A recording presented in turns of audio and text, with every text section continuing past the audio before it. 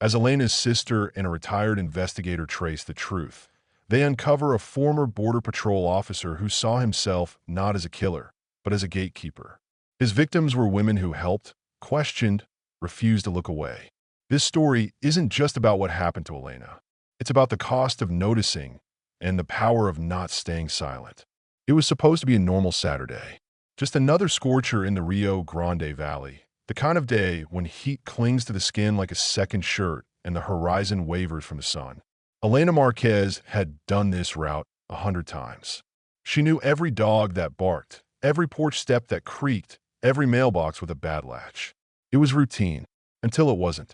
At 3:14 p.m., her USPS van was found idling near the Canal off mile 22. Still running. Door open. Mail scattered across the seat like someone had thrown it. No Elena. No footprints. No calls. No signs of a struggle. Just silence and heat. Before we tell you what the city pulled from the Canal 7 years later, and what secrets it finally dragged into the light, subscribe now. This isn't just a mystery. It's a truth that sat waiting in the mud, and what it reveals will haunt you. Elena Marquez was 32. No husband. No kids. She'd been delivering mail for 12 years and never once missed a shift. Never once arrived late. The other drivers called her clockwork. She brought leftover tamales to the depot in December, always split her lunch with the feral cats behind the gas station on Elm, and never raised her voice, not even when a dog bit her calf back in '95. That Saturday, she'd started early. Signed out van number 6, the one with the half-broken AC but solid brakes, and hit her route with a thermos of coffee and 2 tortillas wrapped in foil. She waved to Mr. Sanchez at the depot, picked up 2 packages for a customer on the East End, made all her regular stops. She was last seen at 1:13 p.m., handing off a certified letter on Hernandez Avenue. She smiled. She laughed. She was fine. At 2:43, she made a call. It went to voicemail. Hey, I think someone's following me. Or maybe I'm just being dumb. Anyway, I'll call after the next stop. 23 seconds. That's all. By 4 p.m., a woman walking her dog found the van. Maria Delgado had known Elena since she was a baby. Used to babysit her. That afternoon, she'd been walking her Cocker Spaniel along the edge of the canal when she saw the postal van parked weirdly, too close to the slope. She walked up slowly, thinking maybe Elena had gotten sick. When she saw the mail dumped across the front seat, she said her stomach dropped. The window was down, she told police. Keys still inside. It looked like someone had just stepped out. She knocked, called out. Nothing. Then she saw Elena's sunglasses on the dash. She backed up and dialed 911. The responding deputy was young. He took a few notes, bagged the keys, made some calls. When Detective Miguel Herrera showed up from McAllen, the sun was already dipping. Mosquitoes were thick in the air. The canal water shimmered green and slow. Miguel stared at the van for a long time. He crouched, looked underneath, circled the scene twice. "Where's the mud on the floor, Matt?" he asked quietly.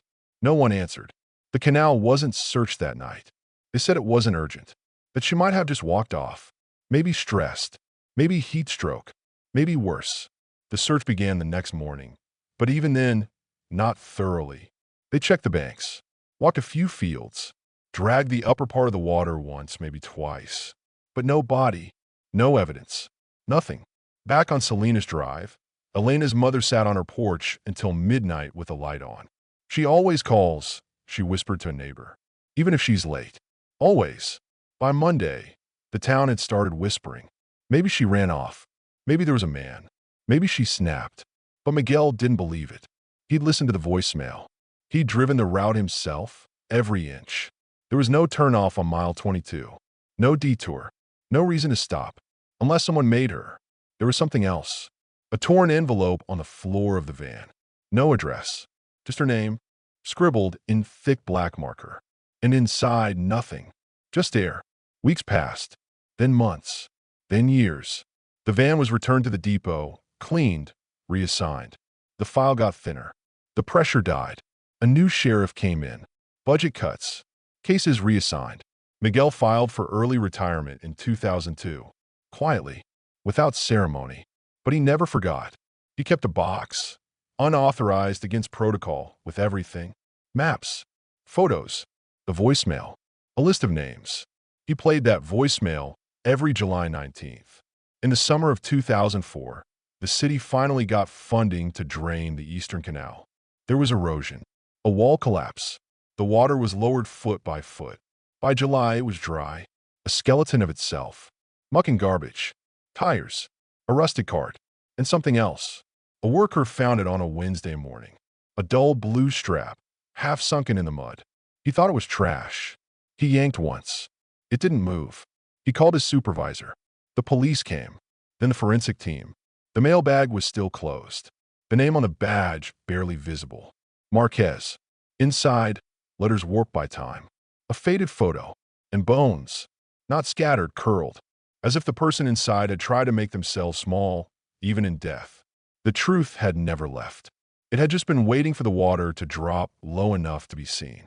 At first, people assumed it was a mistake. A mix-up. Maybe the badge had been stolen, the bag dumped. Maybe those weren't really her bones. But within 48 hours, the forensic team confirmed what Elena's family already knew in their bones. The remains belonged to her. DNA from a wisdom tooth matched samples taken from her old hairbrush and her mother's blood. The wallet, though waterlogged, held her ID in a folded slip of paper with a half-faded scribble. Route ends early today. Call Mom. The letters inside the bag were postmarked July 17th. One bore a smudge that looked eerily like a fingerprint dragged across wet ink. It wasn't enough to lift. Too degraded. But it was enough to know this was no accident. Someone had touched that mail after she vanished. By the weekend, Rio Grande City was a pressure cooker. News vans idled outside the police station. Former colleagues left flowers on the steps of the post office. Old rumors sparked new fire. People who hadn't spoken in years found reasons to ask each other, quietly, "Do you remember that summer?" Detective Miguel Herrera watched from a distance. He didn't want cameras. Didn't need the headlines. He wanted the file. He wanted back in. He got neither. The department had changed since his retirement. Younger faces. New policies. The chief, a man named Sanchez who Miguel once mentored, offered polite condolences and nothing more. "We'll handle it, sir. Appreciate your past service." The smile was firm, dismissive, but Miguel knew better. Knew the cracks in this town. Knew how fast things got buried when no one wanted them seen. He didn't need a badge to remember what they'd missed. He remembered the van. The floor mat too clean. The radio turned off. The single open envelope. He remembered the voicemail. That subtle tremble in Elena's voice. Not fear exactly, but unease. He remembered what she said. "I think someone's following me." And he remembered something else. Something he hadn't told anyone. 2 weeks before she disappeared, Elena had stopped by his office. No appointment. Just walked in, uniform still on, face drawn. "Can I talk to you?" she'd asked. They spoke for 6 minutes. She didn't name anyone. Didn't file a complaint. But she said this: "There's someone on my route who watches too closely. Not every time, but enough. And then, he knows my schedule better than I do." Miguel had offered to take a report. She declined. Said she might be overthinking. Said she didn't want to make a fuss. He told her, "Call me if it gets worse." She never did. Now, standing in the doorway of his storage closet, Miguel opened the unmarked cardboard box he'd carried from precinct to retirement. Inside, notes, printouts, Polaroids, a map of Elena's route with dates and pins, and one name circled twice, red ink, upper right corner. He tore the sheet from the binder. Then he picked up the phone. Across town, the Marquez family home was quiet. The porch light burned day and night. Elena's mother, Rosario, hadn't spoken to reporters. Her sister, Camila, had fielded every question, every camera, every knock. No comment. "We need time. We are grieving." But inside, behind the curtains, Rosario sat at the kitchen table, index finger tracing the edge of her daughter's last letter. She'd saved everyone Elena had sent during her brief time in Austin before she transferred back. Had them in a plastic bin, all labeled, all dated, all read and reread 100 times. This time, she reread the last one. "Mom, I'm fine. Just tired. The route's changing again. They added a new cluster past the canal. Kind of remote. Kind of weird. I don't like it much. but it's temporary. Don't worry, I always keep pepper spray in my sock. Rosario had smiled at that once. Now, she only felt the cold weight of the joke. Back at the site, city workers returned to the canal with survey gear. The body had been removed, but the mud still held its secrets. Police combed the exposed bottom for clues. They found a rusted keyring, a cigarette lighter, part of a torn boot. The sole had a brand name still faintly visible. Miguel noted it. It wasn't USPS issue. By Monday, the city posted a plaque on the post office lawn in memory of Elena Marquez. Loyal, kind, never forgotten. It was small, too small. Miguel didn't attend the ceremony. Instead, he drove to a trailer park north of Highway 83. Lot 14, a nameplate, Daniel Vasquez. In 1997, Vasquez had been a substitute carrier. Worked part-time, covered for sick days. Slipped through the cracks. Miguel had asked about him once. Been told he left for Laredo. But his notes said otherwise. Said Vasquez had called in 2 days before Elena vanished. Said he was done with the job, done with the heat. No reason, no warning. He'd never been interviewed, never even logged as a witness. Now, 17 years later, his trailer looked abandoned. Weeds high, mail slot stuffed. But Miguel saw the curtain move when he knocked. "Mr. Vasquez," he said calmly, "I just want to talk." The curtain twitched again, then stopped. Miguel didn't knock again. He slipped a photo onto the door. Elena's badge. On the back, in pencil. "You remember her." Then he walked away, slowly, like a man not in a hurry, because he knew what fear looked like, and what silence usually meant. That night it rained. A sudden valley storm, loud and fast. And sometime before dawn, Lot 14's mailbox was empty. But no one had touched it. The morning after the storm, Miguel returned to Lot 14. He found the mailbox wide open, the mail inside gone, though he knew no delivery had taken place. The red flag had been lowered. The photo he'd slipped under the door was no longer there. The curtains were still drawn, and there were fresh tracks in the dirt. Not footprints, but wide, slow-rolling treads. Like a bike, or a dolly. Something moved in the dark. He crouched near the steps. A cigarette, but lay half buried in the mud. Fresh. Menthol. Someone had been there no more than a few hours before. Inside the trailer, everything was still. No radio. No TV. But Miguel could feel it. The presence of someone who had been waiting. Or watching. He circled once, careful not to spook the neighbors. Not that anyone cared. Half the units in the park were empty. The other half stayed quiet, eyes low, curtains tighter than fists. Back in his car, he opened his notepad and wrote 4 words. Vasquez saw something. Ran. He circled the word ran 3 times. Not fled. Not disappeared. Just ran, because that's what fear did to a man like Vasquez. It made a move. Not smart, not far, but fast. And always in the same pattern. Away from light. Across town, a city worker named Rene Alvarez sat in the break room of the maintenance department, staring at his coffee. He hadn't told anyone what else they'd found in the canal. Hadn't mentioned the other strap, the one that didn't belong to a mailbag. He'd kicked something that day. Thought it was a root, but it clinked. When he pulled, a canvas duffel bag emerged, soaked and half-ripped. Empty, except for a single car key and the corroded stub of a pencil.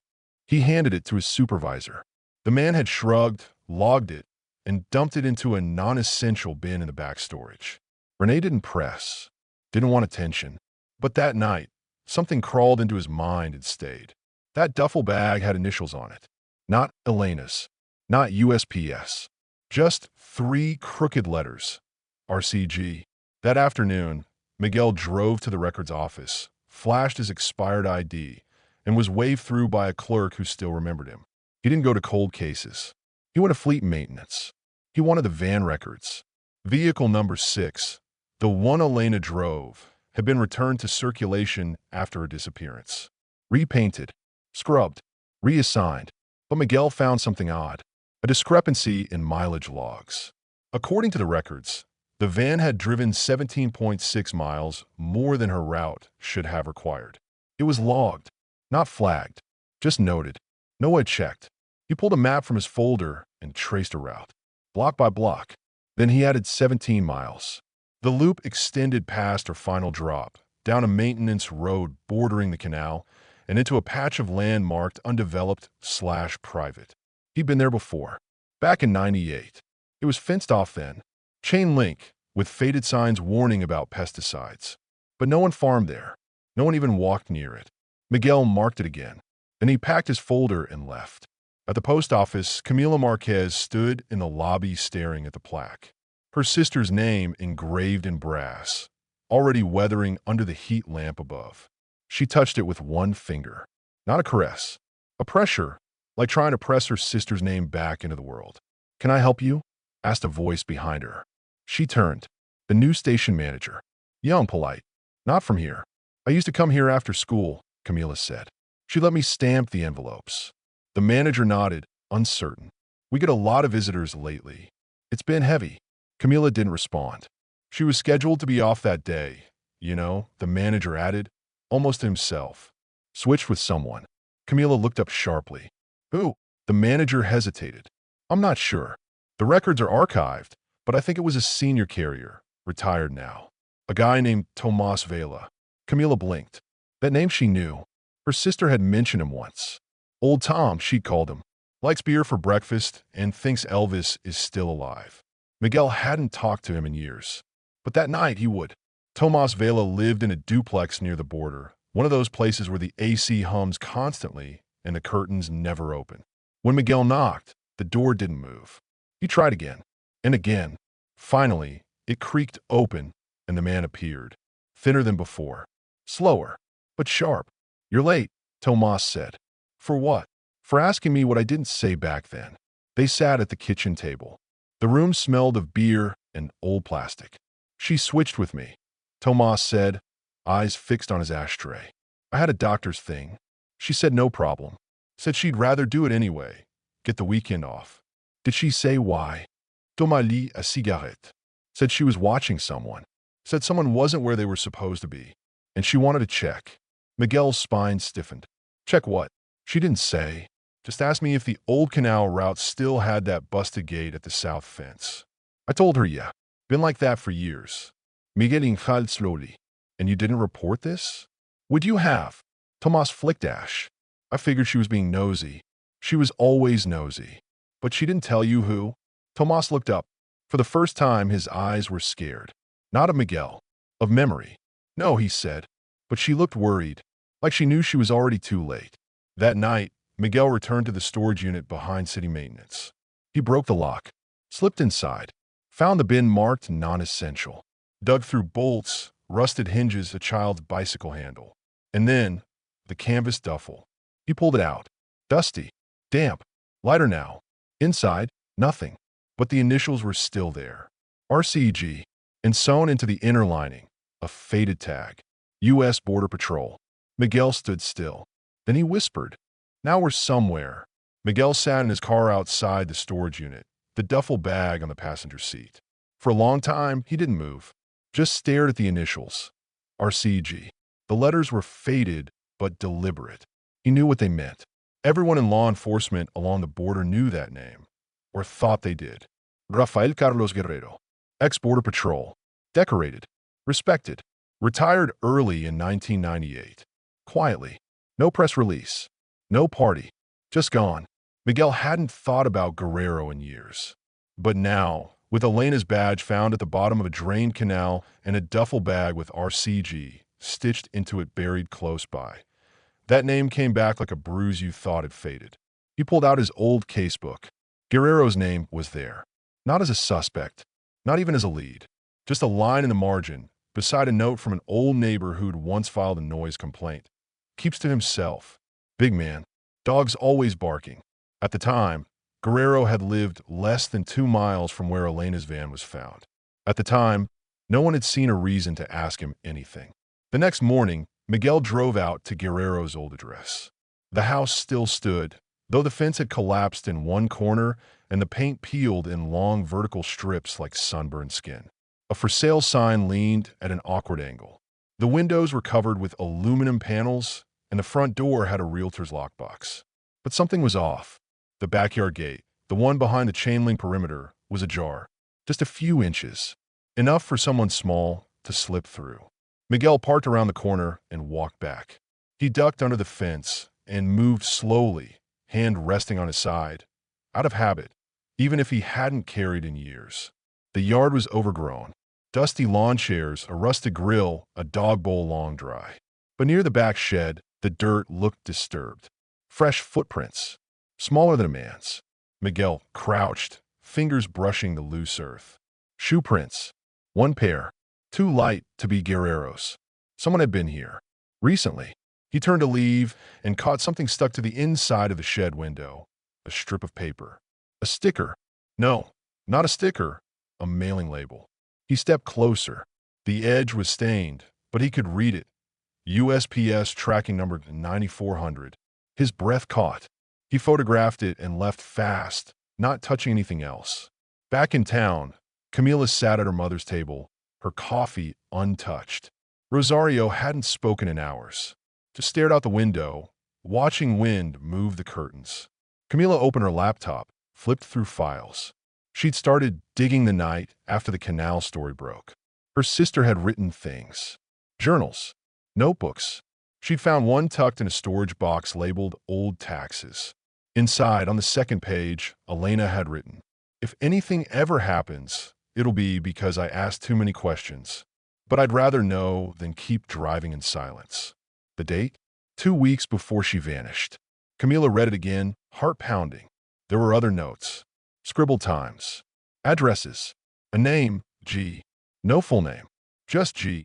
And beneath it, van parked twice on Canal Road. Same plate. Out of jurisdiction. She took a photo of the page and sent it to Miguel without a message. 2 minutes later, he called her. "Where did you find this?" he asked.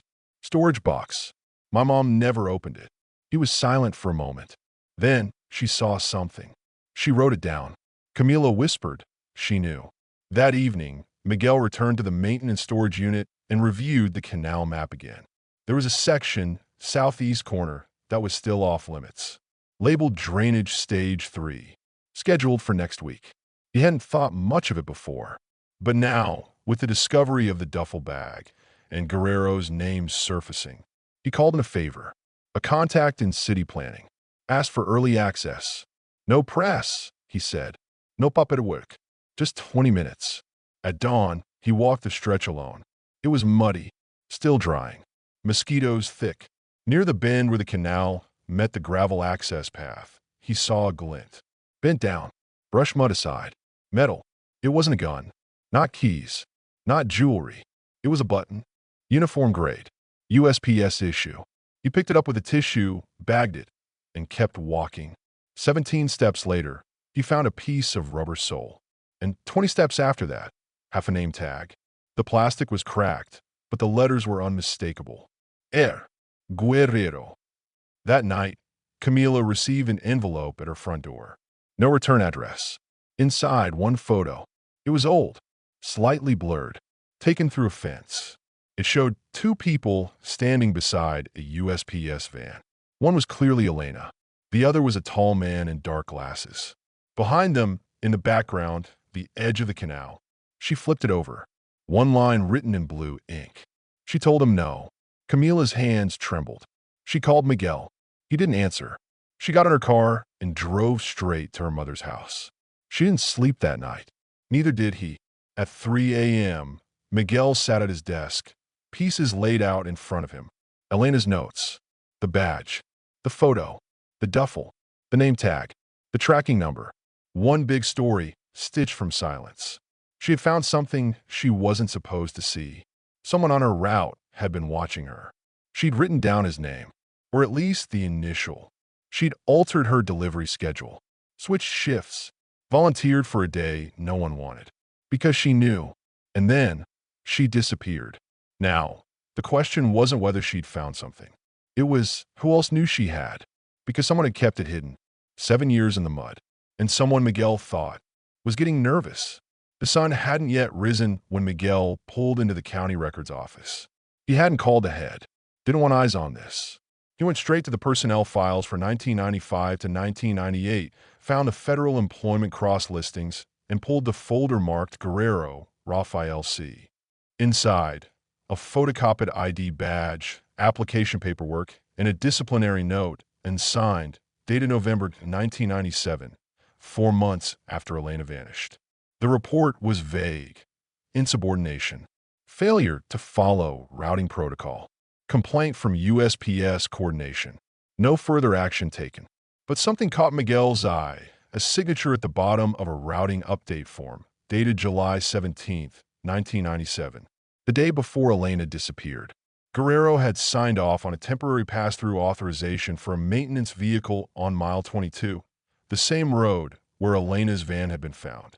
It wasn't a USPS form. It was Homeland Security, and it had never been entered into the original case file.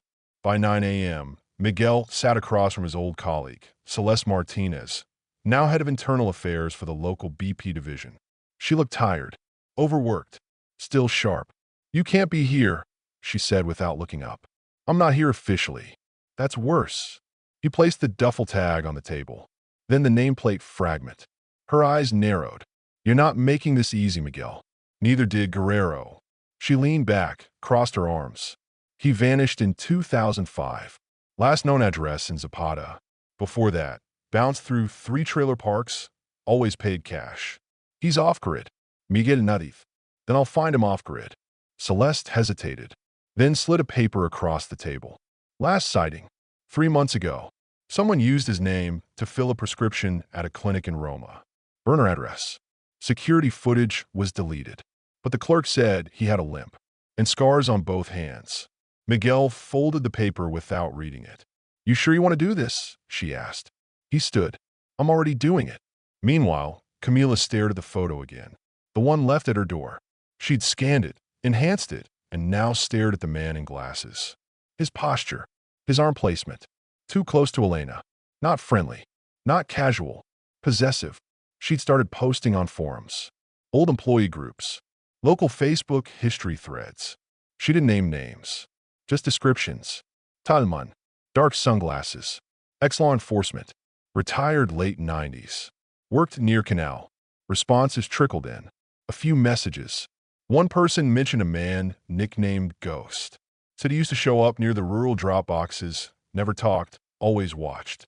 Said people stopped asking questions after a woman went missing. Camila typed back, "What woman?" The reply came 3 minutes later. Not the mail lady. Another one. Teenager. Never solved. She screenshot it, heart racing. Miguel drove to Roma. The clinic was small. Brick exterior. Blinds drawn. The receptionist looked at him like she'd seen a ghost. He didn't give a name. Just showed the prescription form. She hesitated, then nodded. "Yeah." He came in, real quiet. Said his name was Guerrero, but he didn't have insurance. Paid cash. Anything odd? She hesitated again. He was shaking, like withdrawal or nerves. In his hands, they looked burned. Miguel handed her his number. "If he comes back, call me." "Not the police." She nodded, eyes wide.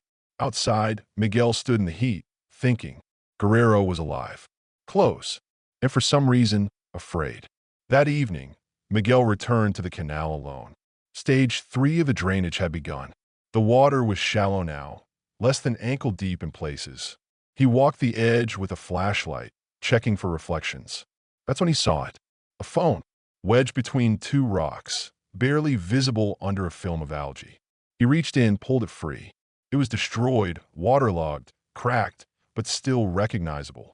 A Motorola flip phone, model circa late 90s. He bagged it and brought it to Camila. "I think this was hers," he said. They didn't speak for a long time. Then she said, "We need to find out what's on it." Miguel made a call. 2 days later, the phone was dried, cracked open, and connected to a data extractor by a retired IT tech who owed Miguel a favor. "You're lucky," the man said. "Batteries toast, but some of the internal memories intact."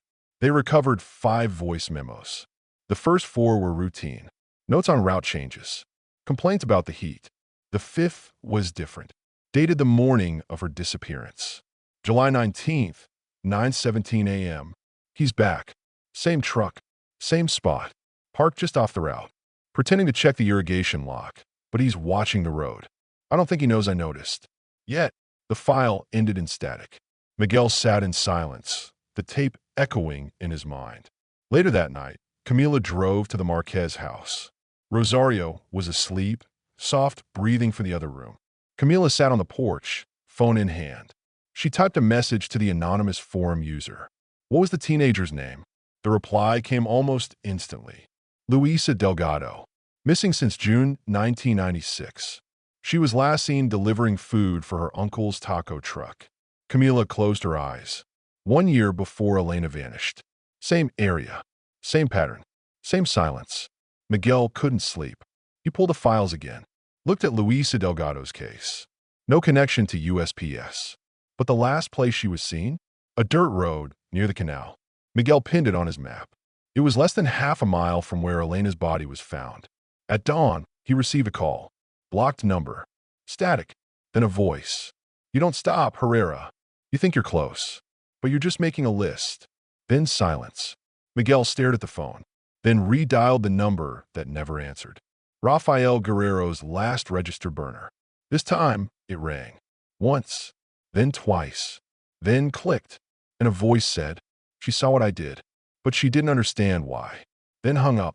Miguel sat there, heart pounding, phone still in his hand. Because the voice wasn't angry. It sounded almost sad. Miguel sat in the silence that followed the call, the words repeating in his mind like static. She saw what I did, but she didn't understand why. He replayed the voice again, this time through headphones. Slowed it down. Focused. It wasn't just sad. It was resigned. Like the speaker hadn't called to threaten, but to confess. But not yet. The line had been clean. Too clean. No background noise, no signal degradation. VoIP. Routed and masked. Guerrero had planned the call. Chosen his words. Measured the moment. It wasn't a warning. It was an invitation. By noon, Camila had found an archived news clipping. Teenager disappears from Roma County Road. No leads. Luisa Delgado. 16. Delivery runner for her uncle's catering route. Last seen June 1996, heading toward the eastern field with 3 wrapped meals and a soda in a paper bag. One witness, a rancher, claimed he saw a man in a government vehicle parked near the access road. Nothing came of it.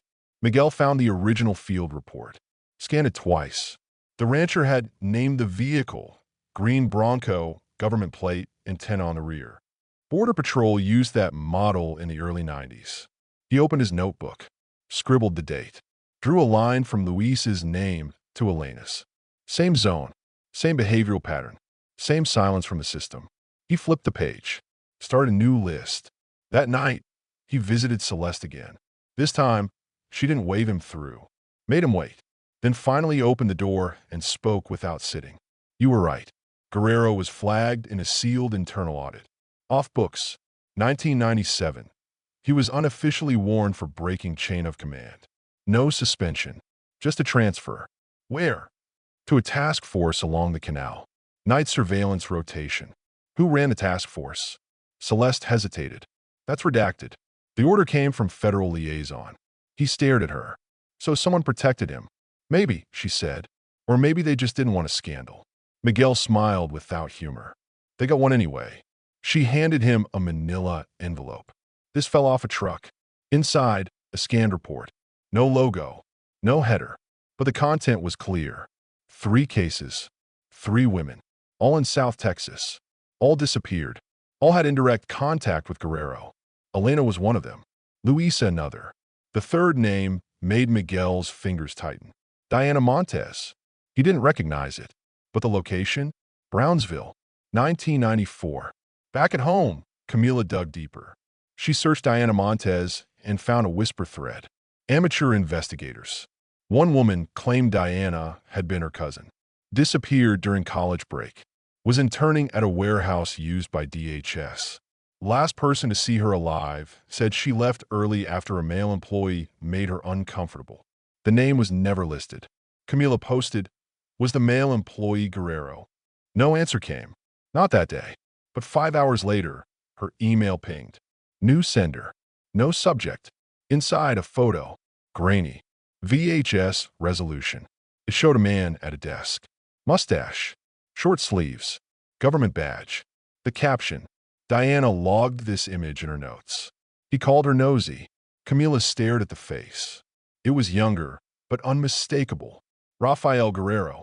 Miguel stared at the ceiling of his apartment. He hadn't slept. Instead, he traced the pattern again and again.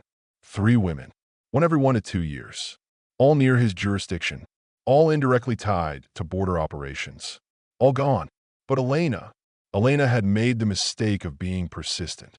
And unlike the others, she'd left breadcrumbs. The voicemail, the altered schedule, the handwritten notes about a man watching her delivery route. She had known, not just feared, known. And Guerrero had known that she knew. So why wait? Why not silence her earlier? Unless she'd confronted him. Unless she'd said no. The note on the back of the photo Camila had received clicked into place. She told him no. Not screamed. Not fought. Just refused. And that had been enough. Miguel drove to the canal. Again, for the 5th time in 2 weeks. This time, he didn't walk the perimeter.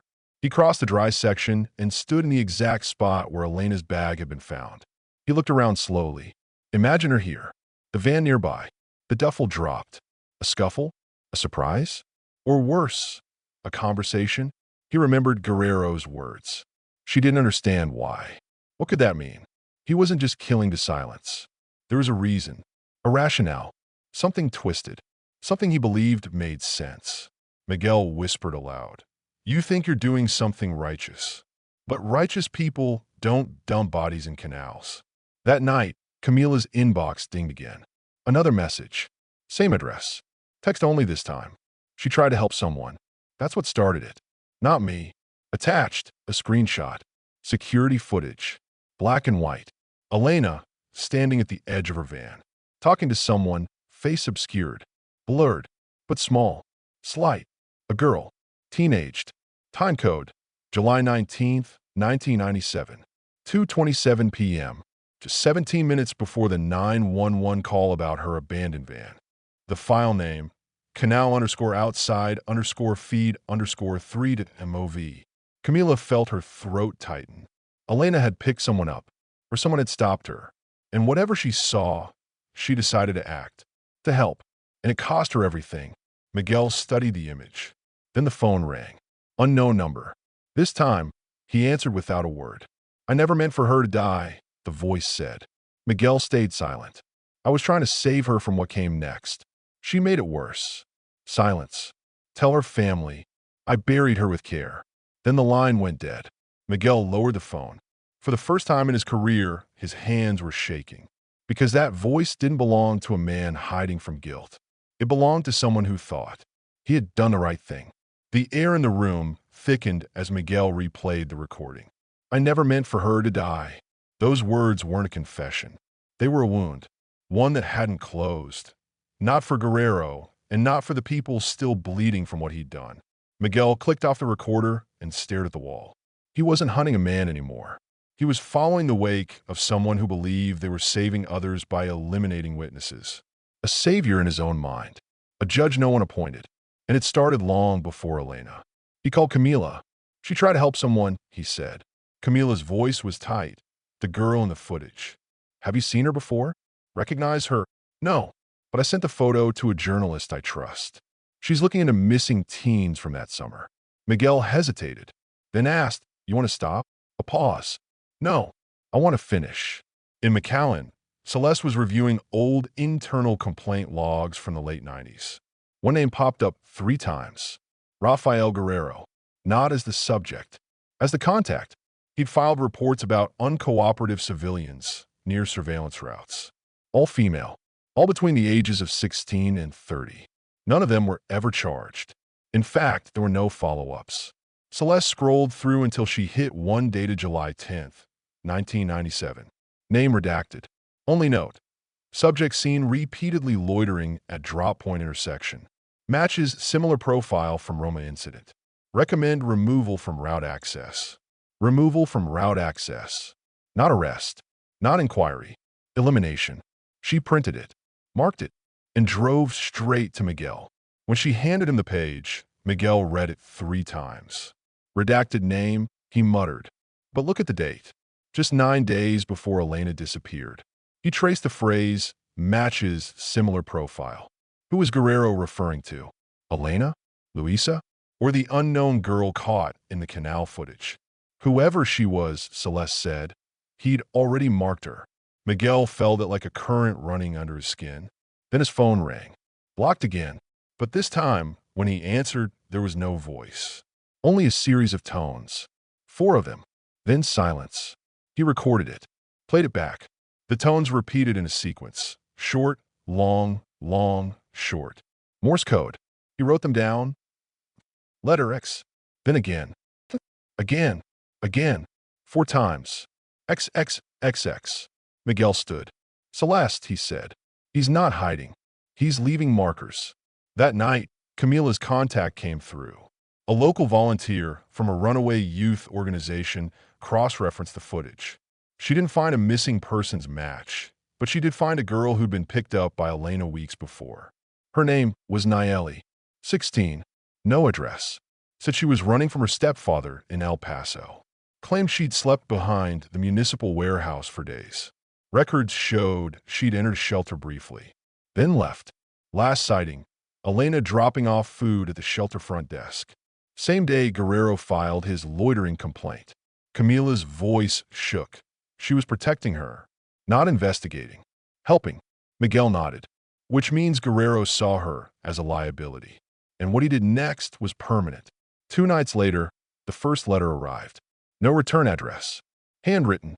Postmarked 3 towns over. Inside, a single line on yellow paper. You're closer than you think. Don't waste it. No signature. But the handwriting matched one of Guerrero's early service evaluations. It wasn't a warning. It was guidance. Miguel stared at it. This wasn't about guilt or shame. This was legacy. Guerrero wanted someone to understand. Someone to follow the trail. Because in his mind, this wasn't murder. It was a system. And Miguel had just been recruited into its logic. At 2 a.m., Camila called. I found something, she said. A name. Nayeli's full name. She had an old social media page. Dead since 2001. But the last photo she posted, it's Elena. Miguel's breath caught. She wasn't just helping her. They knew each other. Ow. Camila's voice cracked. She was in a youth program Elena volunteered for.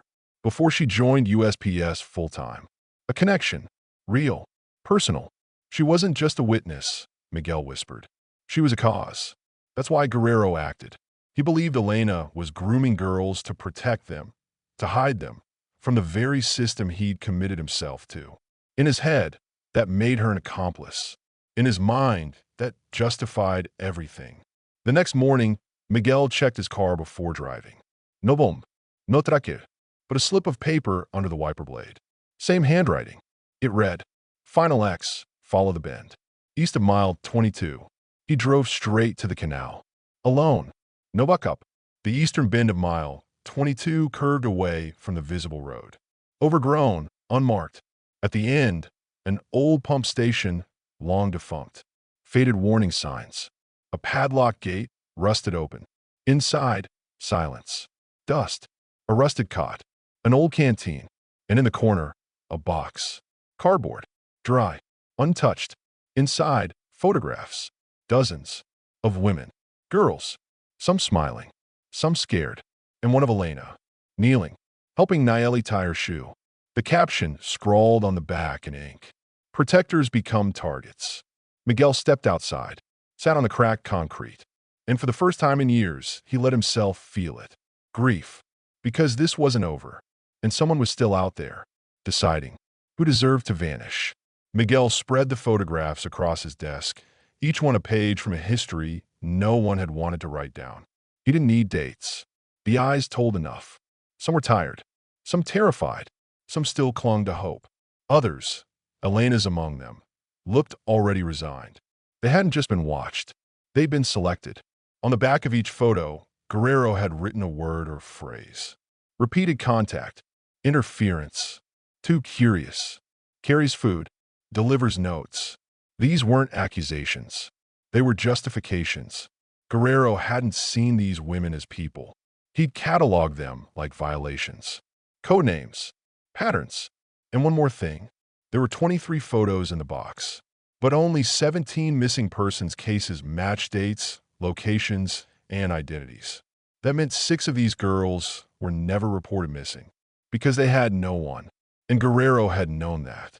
At dawn, Miguel drove to Celeste with the box in the trunk. She didn't speak as she flipped through the stack. "This is bigger than Elena," she said at last. He nodded. "It always was." She asked, "Do you want to go public?" He thought about it. The press, the backlash, the denials from every agency, the redacted files that would suddenly disappear. "No," he said, "not yet. I want him to see we understand. That someone finally sees all of it." Celeste understood. "You want to pull him out. I want to end it. On his terms. Before someone else disappears." That afternoon, Camila received an email. No text, only a GPS pin. She forwarded it to Miguel. It marked a location just outside Falcon Lake, an abandoned weather station, overgrown and unreachable by car. He drove there alone, parked half a mile out, walked. The air was humid, thick with insects. Every step felt watched. At the edge of the clearing, he saw it. A tarp, nailed into a tree like a flag. A symbol drawn in chalk underneath. For excess. Inside the station, a chair. A small crate. A lantern. A notebook. No Guerrero. But his presence was everywhere. The notebook was open. Miguel picked it up and began to read. Page 1. They never listen until it's too late. They look at the bodies and forget to ask why the fire started. Page 3. She asked me if the girl was safe. I told her yes. She didn't believe me. Page 5. I don't choose them. They choose themselves. When they walk into the path, they light the signal. Page 8. Elena was different. She didn't just help. She followed. She investigated. She wanted to know. Page 10. She told me to stop. I asked her, stop what? Page 13. I didn't kill her. Not like they think. She ran. I followed. She fell. I stayed. I buried her. That was mercy. Page 17. I don't regret it. I remember them all. Then, the final page. Page 23. There's one left. No name. Just a drawing of a woman standing between two shadows. And under it, if she comes to the lake, I'll give her the rest. Miguel closed the notebook. He stood in the doorway, looking out across the lake, wind rippling the surface. This wasn't the end. This was the hinge. Guerrero was offering closure. Or maybe something more twisted. Camila was the last. He didn't know how he knew. He just did. Guerrero had drawn her. Not exactly, but her shape, her stance, her defiance. She'd gone too far, dared too much, asked too loudly, and now she'd taken Elena's place. Back in town, Camila waited on the porch. She didn't look up when Miguel pulled in. I'm ready, she said. No, he replied. You're important. That's why he chose you. Exactly, she said. And that's why I'm going. That night, they made a plan. Camila would go to Falcon Lake. Alone. Visible. Miguel would be close. Hidden. Recording. Celeste provided backup. Off the books. No one else knew. No press. No radio chatter. No interference. If Guerrero wanted a final act, they would write the ending. At sunrise, Camila stood by the water. Still. Silent. The lake whispered around her. No movement. Until a voice behind her. Soft. Do you understand now? She didn't turn. She just said, you killed them. The voice sighed. I stopped them from becoming like the ones before. The ones you never met. She whispered. Elena wasn't dangerous. She was kind. No, he said. She was persistent. A pause. Then, so are you. Then a step forward. But before the second foot could land, a crack. Not a gunshot. A twig. Miguel stepped out of the trees. Face calm. Voice low. Don't run, Raphael. Guerrero stood there. Older. Gaunt. Hands trembling. But his eyes burned. I didn't run then. I won't now. He raised both hands. And for the first time in 28 years, the shadow stepped into the light. Miguel didn't lower his eyes as Guerrero approached, hands raised like a parody of surrender. His steps were deliberate, not fearful, not fast, as if he were presenting himself for judgment only he could authorize. Camila stood motionless by the water, pulse roaring in her ears. Guerrero looked at her once, then back to Miguel. I assume you brought handcuffs, he said. Miguel didn't respond. He took a step forward, slipping zip ties from his coat pocket, cleaner, quieter. Guerrero didn't resist as his wrists were bound. You don't need to treat me like a threat, he muttered. Miguel's voice was low. You were never anything else. Guerrero's mouth twitched, not a smile but close. I wondered if it would be you in the end. I always hoped it wouldn't be someone clumsy. Camila finally moved, stepping behind Miguel but close enough to be heard. You watch her die. Guerrero turned his head, slowly. No, he said. I stayed. She asked me not to leave her alone. She was afraid the dark would take her. Camila's face went white. Miguel spoke before she could. Let's go. They walked back through the brush, Guerrero between them. He didn't stumble, didn't rush, as if this too was part of the plan. They didn't take him to a precinct. Celeste had arranged for a secure location, an in-use county interview room in the basement of a courthouse under renovation. No windows, one chair, no badge on the wall. They seated Guerrero, gave him water, left the recorder off. He looked around the room and nodded. Much better. This feels like something important. Miguel sat across from him. Start talking. Where should I begin? Where it started. Why the girls? Why Elena? Guerrero took a sip of water, cleared his throat. I didn't hunt them, if that's what you're thinking. They made themselves visible. They stepped into patterns. Some were mules. Some were lookouts. Some, like Elena, didn't carry contraband, but information. Miguel Steve. She was a postal worker. She was moving letters for people the state didn't want protected. People who crossed the river. Some legal, some not, but all sensitive. Camila's jaw clenched. So you decided that made her guilty? Guerrero looked at her calmly. It made her part of the chain. And if you want to break a system, you cut from the middle.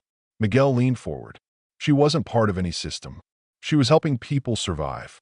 She made decisions that interfered with national policy. You think Washington cares who licks the envelope? Silence. Then he said, the truth is, I believed in order. Still do. Camila shook her head. You were scared of women who cared. I was scared of consequences, Guerrero snapped. Of what happens when people like her open doors they can't close. When they protect the wrong lives. When they think mercy is enough to clean up borderlines soaked in compromise. Miguel kept his tone steady. What about Luisa? She was 16. She was bait. Not her fault. But if she had made it into town, people would have died. You don't know that. I knew her handler. I knew what they put in her backpack. Miguel froze. There was no evidence of that. There was, Guerrero said quietly. You just never found it. Because I buried it deeper than the girl. Camila's voice cracked. Why leave the badge? Why leave anything? Because someone has to finish what I started, he said. Silence again. Then he added, almost gently, and because you, Camila, were always going to find it. Just like your sister would have, if I hadn't stopped her. She took one step forward before Miguel caught her wrist. Guerrero didn't flinch. I want my file, he said. I want it preserved. What file? Miguel asked. The one I kept. The names. The notes. The logic. It's in a locker at the Roma Depot. I'll give you the key. Camila spoke. Why would we preserve any of it? Guerrero's voice lowered. Because someday, someone will read it and understand. That it wasn't about power or cruelty. It was about choosing the version of this country we could still survive. Miguel Stuth, you'll spend the rest of your life in a cage. Guerrero nodded. Yes, but at least now it's a fair trial. He looked at Camila one last time. I didn't want to kill her, but silence is always louder than kindness. Then he leaned back, hands folded, waiting for the light to go out. Later, Miguel and Camila drove to the Roma Depot. The locker was real. The key fit. Inside, 3 journals. Labeled by year. Labeled by region. Handwritten. Dates. Names. Codes. Dozens of them. Miguel held one in his hand and turned a page. Camila whispered, We're not letting this disappear. No, Miguel said. We're going to burn every lie it was built on. Because the truth wasn't just in what Guerrero did. It was in the silence that allowed it. And silence was over. Camila walked the canal path one evening, months after the verdict. The air was dry, filled with the scent of sunburned earth and the distant thrum of cicadas. The city had paved the area, called it beautification, but they hadn't touched the curve where Elena was last seen. The bend remained unpolished, wild. Camila preferred it that way. She stood at the edge of the old embankment. The wind shifted, brushing her hair forward like a hand from the past. There was no monument here.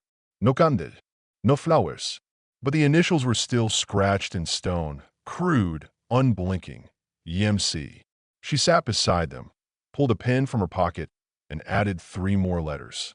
NDG. Nayeli Delgado Guerrero. She had finally found the full name. Her real name. The girl Elena had protected. The girl Guerrero claimed never existed. Camila had tracked her to a small town in Arizona. She had changed her name, built a life. She didn't want to talk on the record, didn't want cameras or articles, but she confirmed everything. I was scared, she said. But your sister, she wasn't. Nayeli had seen what Guerrero had done and survived, not because of luck, because Elena made sure of it. Later that month, Camila organized a quiet gathering in a community center just off 10th Street. No press, no mayor, just people, survivors, families of the lost, women who had walked routes no map tracked. Some were undocumented, some weren't, some still afraid, some finally ready. They came with stories. Camila came with names. There were tears, laughter, shame that melted into warmth. One woman, older, sharp eyes behind thicker glasses, stood near the end and said, I saw the van that day. I saw him, but I was scared. I stayed silent. Camila walked to her. It's not too late to speak. Meanwhile, Celeste continued her own audit. Quiet, off the books.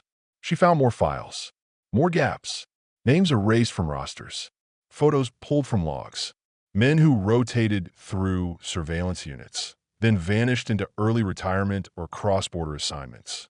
Patterns, like the ones Guerrero once tracked. She built a case, files she never showed anyone. Not yet, but she had it. Locked, labeled. Someday, Miguel knew she would find others. And that day, too, would come.